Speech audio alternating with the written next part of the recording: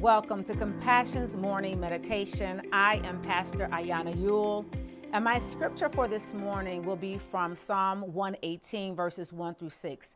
And this is how it reads in the New King James Version. It says, "Oh, give thanks to the Lord, for he is good, for his mercy endures forever. Let Israel now say, his mercy endures forever. Let the house of Aaron now say, his mercy endures forever. Let those who fear the Lord say, his mercy endures forever. I called on the Lord in distress. The Lord answered me and set me in a broad place. The Lord is on my side. I will not fear. What can man do to me?" I want to talk from the message, every step we take.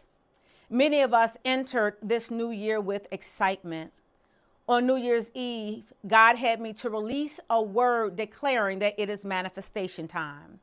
I shared that God spoke a word and said that what we have seen in our dreams and what we have felt growing on the inside of us, that we were now going to see it happen. I also shared that what God wanted us to know is that what he was doing was not a me thing, but a we thing, because God was taking all of us to the promised land. But even with excitement about the promises, I think if we are honest, that many of us will admit that there are some fears, some worries, some anxieties that try to rise up when we begin to consider whatever the process may be that will get us to our promised land. Many of us are worried about what moves we need to make and what steps we will need to take.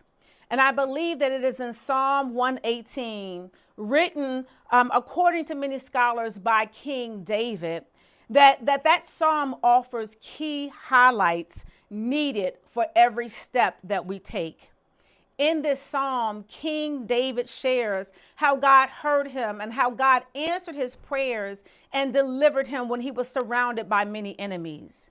The psalm was greatly used in the life of the nation of Israel.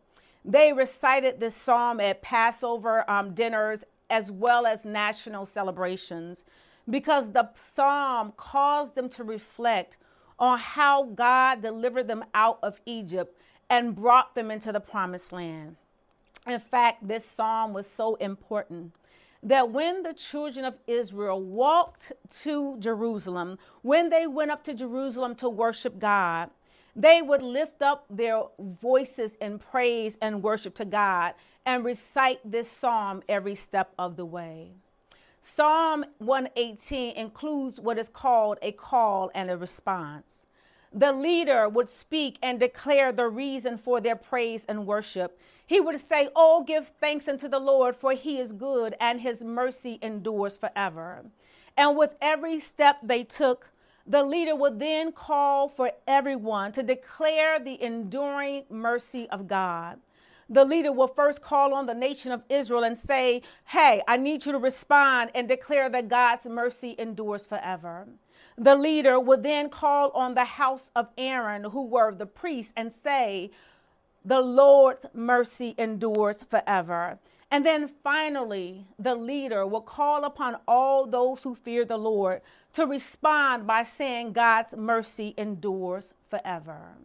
Their progression forward teaches us what we need to do as we progress and move forward in this new year. Every step they took was rooted in gratitude. The people watched the words that came out of their mouths, and they made sure that they offered words of thanksgiving and not words of complaints. Every step they took was not only rooted in gratitude, but also, number two, every step they took was reflective of God's goodness. The people understood that God was good all the time, and all the time God was good. That no matter what it looked like on the surface, no matter what they may have gone through, that the very essence of God was indeed good. Every step they took was not only rooted in gratitude, it was not only reflective of God's goodness, but also, number three, every step they took was reassured by God's mercy. The people understood that God's mercy would outlive and outlast any misery that they would go through. In verses 1 through 4, we hear the progression of praise as the people together took steps forward. And we see from the psalm that after David had a praise that was 1, rooted in gratitude, that was 2, reflective of God's goodness, and 3, that was reassured by God's mercy, then David could rejoice in the victory that he experienced when God delivered him in the midst of his distress. In verse 5 and 6, David recounts and testifies about God. He says, I called on the Lord in distress. The Lord answered me, and he set me in a broad place. The Lord is on my side. I will not fear. What can man do to me? Beloved, as I close, I want to encourage all of us on this morning that in this new year, this year of manifestation, as we move forward, let's make sure that every step is rooted in gratitude. Let's make sure that every step is reflective of God's goodness. And let's make sure that every step is reassured by God's mercy.